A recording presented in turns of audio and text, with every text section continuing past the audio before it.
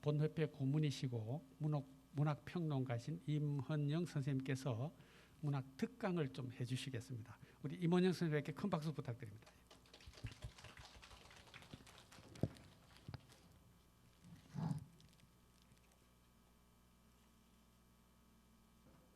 문협 이 중요한 60주년 회관맞이 심포지움에 저를 특강으로 초청해 주심에 대해서 대단히 감사드립니다. 여러분 다시 한번 인사드리겠습니다. 이완영입니다. 이 위기 위난 극복이라는 주제인데 지금 여러분들이 아까 정식 식당에서 보니까 다 이 스피노자가 그 철학자 중에서 가장 정직한 사람입니다. 철학자 중에서 반항꾼도 있고 사기꾼도 있고 돈 밝힌 사람 많았거든요. 근데 세계 철학사 중에 가장 정직한 사람이 제가 보기엔 스피노자예요. 근데 이 가장 정직한 철학자 스피노자가 기독교와 유대교로부터 양쪽으로부터 파문을 당합니다. 그 파문 조건이 뭐냐? 지금 우리하고 똑같아요. 2m 거리를 누구도 스피노자 있는 데는 2m 가까이 다가가지 못합니다. 누구도 스피노자와 밥을 못 먹습니다. 누구도 스피노자와 대화를 못합니다. 지금 그랬죠? 식당에서. 바로 우리가 이런데 그 사람이 두 종교로부터 다 파문을 당했거든요. 근데 사실은 가장 윤리적인 사람이었어요. 근데 지금 우리가 당하고 있는 거는 인류 역사의 처음이에요. 제가 아는 역사, 제가 공부한 역사 공부에는 인류 역사 이거 처음입니다.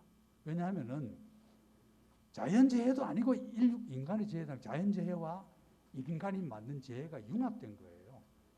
그 전까지의 모든 재난은 국제적이었습니다. 국제적인 것이 국제적으로 영향을 미쳐서 일어난 것에 비해서 지금 우리가 겪고 있는 것은 온 인류적이에요. 어떤 후진 국가도 어떤 선진 국가도 똑같은 순환, 어떤 부자도 가난뱅이도 똑같이 이렇게 평등하게 전 인류를 파문했어요. 그래서 저는 그 용어를 이래 쓰고 싶어요. 이것은 우주 삼라 만상이 자기들 그동안 괴롭힌 인류에 대한 파문이다.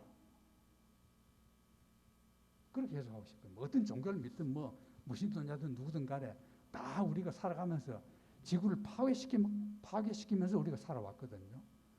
파괴시키면서 지구 자원을 파먹으면서 우리가 지금까지 다 행복하게 살고 있단 말이에요. 즐기고 엔조이 했단 말이에요. 그러니까 이만큼 즐겼으니까 너들 한번 당해봐라. 이건 제가 이제 농담 삼아 하는 말이고 참 괴롭습니다. 그런데 위난이라는 게 이 세계사에 나타난 위난을 보면요, 크게 나누면 세 부류입니다. 분류를 크게 딱 나눠보면 첫째는 자연이 내린 인간에 대한 재난, 이게 위난이 하나 있고, 두 번째는 인간이 만든 위난, 세 번째는 자연과 인간의 합작품. 큰 범주는 안 하면 이게 세 가지밖에 없습니다. 그 외에 재난은 없어요. 그럼 이제 이 순서대로 보면은 자연재난이 제일 먼저죠. 고대 원시 사회 때 보면 자연재난이 제일 먼저인데, 자연재난 하면 우리는 다 생각할 수 있습니다. 태풍, 폭우, 화산, 지진 다 있죠. 그런데 이제 이 여러 가지 그 태풍 가지고도 소설 많이 나왔고, 온갖 그 자연재해 때문에 일어난 일 다 많이 나왔습니다. 홍수재 가지고 살림망한 거, 가난한 사람들이 강에 떠내려가는 그런 얘기 너무나 많아요. 문학 작품에도 많고 온 세계적으로 다 많습니다. 그런데 가장 오래된 것은 물입니다. 물의 심판, 홍수 심판.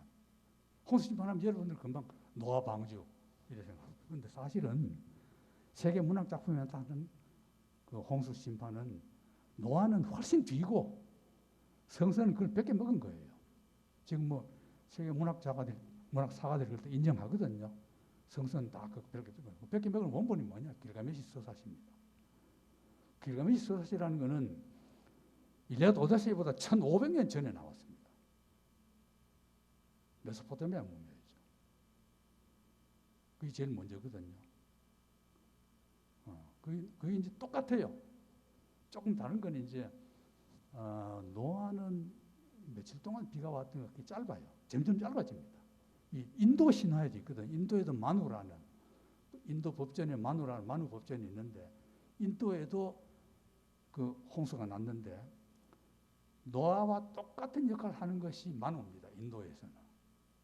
그것도 성서보다 더 먼저 나왔죠. 인도가 먼저 나왔거든요. 인도 신화가. 그 인도 길가메시 서사시 바빌로니아 거. 그 다음에 이제 노아로 넘어가는데 이건 그 멕시코 저쪽에 있다 그래요. 그쪽 문명 중에도 그 무르 심판이 있다 그럽니다. 그래서 재난이라는 것이 뭘 상징하느냐? 문학에서 그런 문학 작품에 혹은 신화나 전설에 나타난 혹은 종교적인 해석에 의하면은 그냥 홍수 난 게 아니고 홍수로 인해서 천지개벽을 합니다. 온 세상이 바뀌어버려요. 나쁜 놈 다 죽고 착한 놈 살거든. 근데 그러지도 않은 것 같아요. 나쁜 사람이 이렇게 많은 거 보면은. 착한 놈이 죽은 데가 안 나 생각이 들어요. 지금도 보면 착한 사람 죽잖아요. 이제 자연재해거든요. 그럼 두 번째 자연재해가 문학작품에 나타난 것이 화산입니다. 화산. 그건 뭐 다 알다시피 폼페이 최후 날이라든가 뭐 그런 화산 맞지. 그러나 그건 이제 국지적이에요.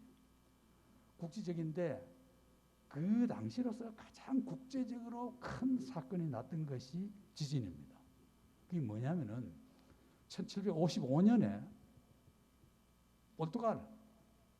포르투갈에서 나요, 지진이. 여러분 포르투갈 여행 가봤어요? 포르투갈 가보면요, 리스본 가보면은 완전히 온 시내 전체가 그때 다 부서져요. 전부 그 뒤에 만든 건물들입니다. 그 전에 있었던 건물들은 문화재로 남겨놨어요.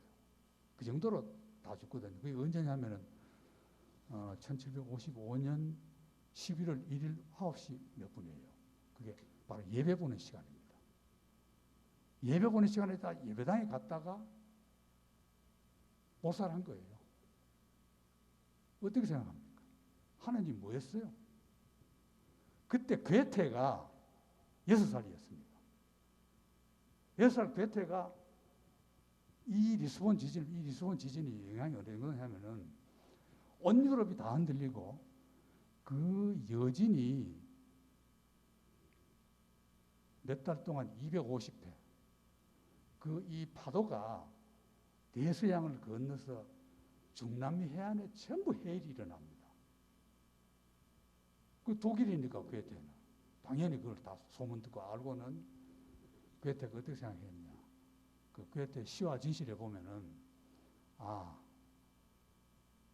하나님 뭐 하고 있나 신이라는 게. 그 이전에까지 괴테가 그 유년기니까 6살이니까 어릴 때부터 집안에서 들은 종교 교육은 모든 거는 하나님이 다 정해도 하나님 뜻이라 그랬거든요. 여러분 다 그래 믿잖아요. 근데 이게 뭐냐 이거야.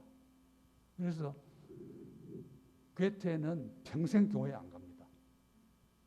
딱 결혼식 할 때 한 번 가요. 그러나 신자가 아니냐?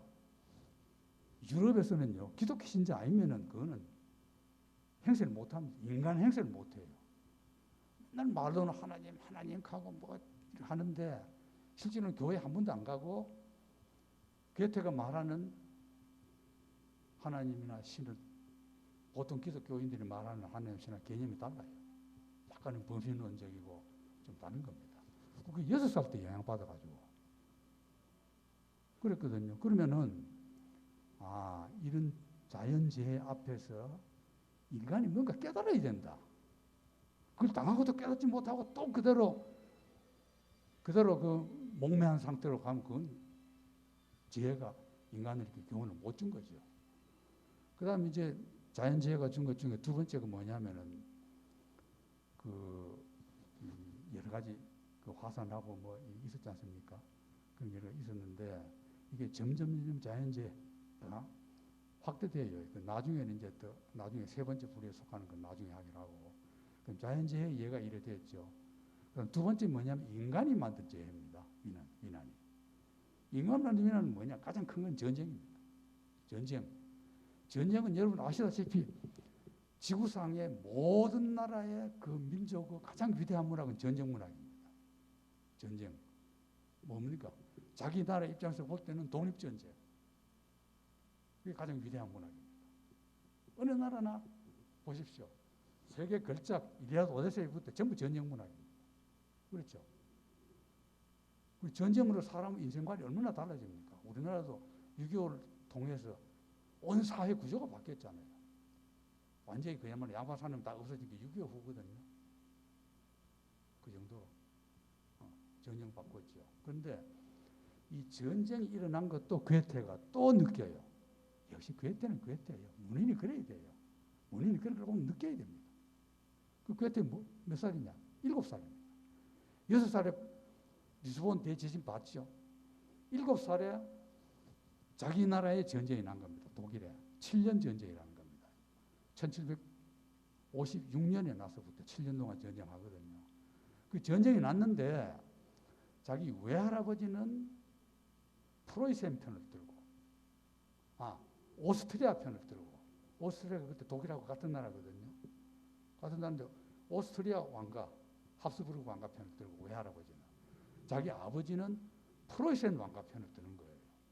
같은 독일끼리 싸운 겁니다. 우리나라 남북전쟁 하듯이 6.25 났듯이 같은 독일끼리 싸웠거든요. 그걸 보고 괴테가 왜 할아버지와 아버지도 유견 통일을 못하느냐? 권력은 다 나쁜 것들이다. 권력은 다 그 자기 파벌 싸움이다. 이걸 느껴요. 그래서 굉장히 이 지상의 권력에 대한 어떤 그 불신, 이게 괴테가 평생 가지고 있거든요. 7살에 겪은 자기 국내 전쟁 때문에. 그게 이제 말하자면은 전쟁 문학은 제가 이거 구체적으로 말 안 해도 뭐 여러분 너무나 잘 알지오다. 세계 걸작들이 다 전쟁 문학이고. 그런데 그다음 세 번째가 이제 가장 중요한 겁니다. 이게 뭐냐? 자연과 인간 합작 재난, 합작 위난. 이게 코로나 같은 겁니다. 그런데 코로나뿐이 아닙니다. 역사가 길어요. 질병이거든요. 지금은 이제 질병과 자연 환경 생태 이 두 가지가 이제 그 인간이 만든 위난과 자연재해가 만든 위난이 합쳐진 겁니다. 복합적인. 이 뭐냐? 우리나라 온 세계적으로 금년 여름에도 이렇게 덥듯이 온 세계가 지금 난리잖아요. 기후 때문에. 이게요. 학자들이 예상하는 것보다 훨씬 빨리 변해요. 훨씬 빨리 변합니다. 누가 잘못입니까? 인간이 잘못입니다. 지구상에서 인간이 가장 독종이에요. 제일 여러 가지 많이 먹고 안 먹는 게 없어요. 하늘에 날 것부터 땅 밑에 바다 물속에 있는 것까지 다 잡아먹어요. 여러분 동물 보십시오. 몇 가지밖에 안 먹어. 여러분도 죄 많죠? 나도 죄 많이 지었어. 난 고기 잘 먹어요. 그러면 코로나 같은 걸 보면요. 무슨 왜 합작품이냐? 자연적인 재해, 재난도 있고 자연이 또 병균 만들어냅니다. 착한 건 만들어내지 않아요. 코로나가 왜 이렇게 범인류적이냐? 인간이 만든 겁니다. 세계화, 교통 좋고 어느 나라나 홍콩 감기 온 세계가 다 퍼져버리잖아요. 어느 한 나라 옛날엔 지역에 그쳤거든요. 그런데 그 질병 중에 가장 큰 게 여러분들이 가장 잘 아는 게 패스트죠. 패스트. 그야말로 데카메론을 낳은 패스트. 이 대리예요. 그 지역만 그랬거든요. 그 지역만. 우리는 아무 지장이 없었어요. 유럽만 그렇고 중동이나 이쪽은 아무 지장이 없어서 아시아는. 지금은 온 세계가 코로나 나갔잖아요. 그런데 이제 패스트를 예를 들어, 흔히 많이 예를 들어요. 드는데 지금 뭐 우리나라도 보면 텔레비에 나가가지고 뭐 패스트가 어떤 영향을 미쳤고 뭐 그 많이 얘기하는데 제가 보는 거하고 조금 다른 점은 뭐냐면은 그때 패스트를 겪을 때 과학 문명이 없었습니다. 오직 치료해 줄 수 있는 것은 하나님 힘밖에 안 믿었어요. 그래서 하나님으로부터 은총을 받아서 나를 걸리지 말게 하고 죽지 말아 달라고 성당 가서 기도만 했어요. 더 많이 걸린 겁니다. 더 많이 걸렸어요. 쉽게 말하면은 기독교가 더 많은 사람을 죽이는데 기여를 한 겁니다. 그 유럽 문명이 기독교 문명이기 때문에 그렇게 표현을 안 해요. 나는 그 유럽 사람 아니니까 기독교 욕 좀 해도 되니까 내 마음대로 욕하는 거죠. 교회 안 갔으면 그렇게 많이 안 죽어요. 그렇게 많이 퍼지지도 않아요. 근데 지금 코로나도 똑같아요. 그만큼 몇 세기가 흘러서 과학 문명이 발전했는데도 지금도 미국에 보면요. 예방주사 안 받겠다. 마스크 안 쓰겠다. 누굽니까? 신자 중에 기독교도 여러 가지가 있는데 꼴통 근본신앙주의자들. 그러거든요. 그 누구냐? 트럼프 지지자들. 미국 딱 보면 딱 갈라져요. 마스크 쓰라 할 때 안 쓰는 파는 트럼프 공화당, 쓰는 사람은 민주당. 세계 인류 국가가 그런 꼴입니다. 우리나라도 그걸 닮아가고 있어요. 어떤 데 그 페이스북 보다 보니까 코로나 예방주사 난 안 맞을 권리가 자유가 있다. 그게 무슨 자유입니까? 이미 몇백 년 전에도 증명했는데. 그럼요, 그 패스트가 무슨 영향을 줬느냐, 이게 이제 내가 하고 싶은 중요한 얘기입니다. 그 뭐냐면은 그냥 병이 하나 진행하면은 거기서 교훈을 얻느냐 못 얻느냐 그런 거거든. 반드시 교훈을 줘요. 깨닫지 못할 뿐이야, 인간이. 그런데 패스트가 무슨 영향을 줬는지 압니까? 역사적으로 보면은 기독교에 대한 불신을 심화시켰어요. 유럽에서. 예를 들어봐라. 뭐냐? 데카메론, 보카치오. 데카메론 여러분 보셨어요? 대충 봤죠? 자세히 보십시오. 거의 그냥 그야말로 대놓고 욕은 안 하고 기독교 칭찬해요. 그 소설을 보면 칭찬하는 대목 나오지만은 그러나 근본적으로는 이거 하나님이고 나발이고 그냥 인간은 즐겨야 된다. 쉽게 말하면 데카메론은 뭐냐? 난 고등학교 때 하도 재밌어가지고 봤는데 어떻게 하면은 남편 모르게 여자가 마음대로 바람 피울 수 있느냐? 그 얘기가 데카메론입니다. 그 르네상스가 뭐냐? 자유의 은혜 바람 피우는 얘기예요. 그 전에 뭐였습니까? 중세. 정조대 찾잖아요, 여러분, 여자들이. 여러분 지금 정조대 차락하면 차겠어요? 그럼 이제 패스를 겪으니까 사람들이 이거 안 되겠네. 그래서 르네상스가 옵니다. 지리산과 발견이 와요. 그 다음 뭡니까? 계몽주의가 오잖아요. 유럽 계몽주의라는 것은 철저히 기독교 비판입니다.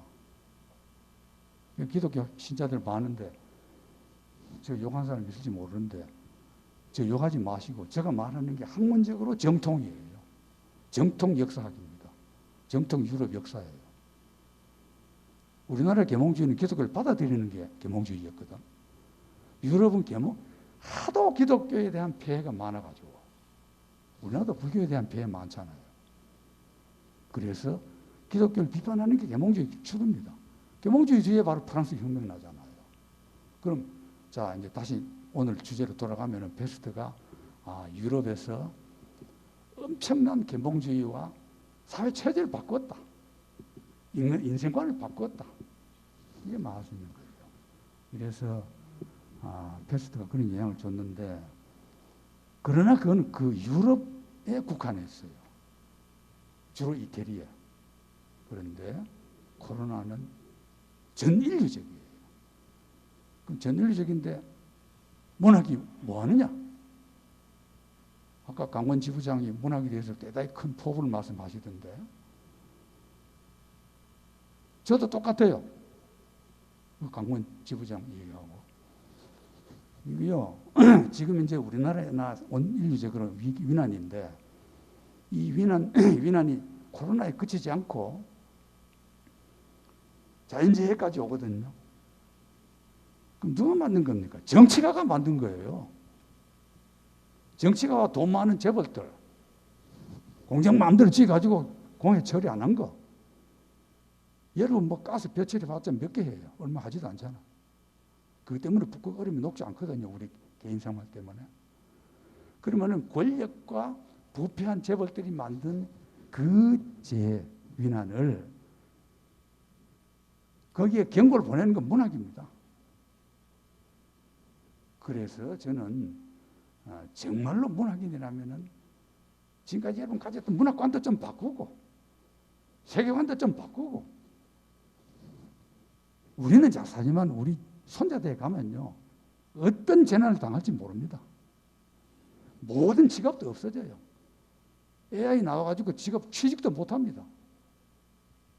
다 그래 되거든요. 지금 미래학자들이 예언하기는 한 사람이 중산층으로 잘 살기 위해서 4사람이 거지가 되어야 된다고. 4사람이 노예가 되어야 된다고.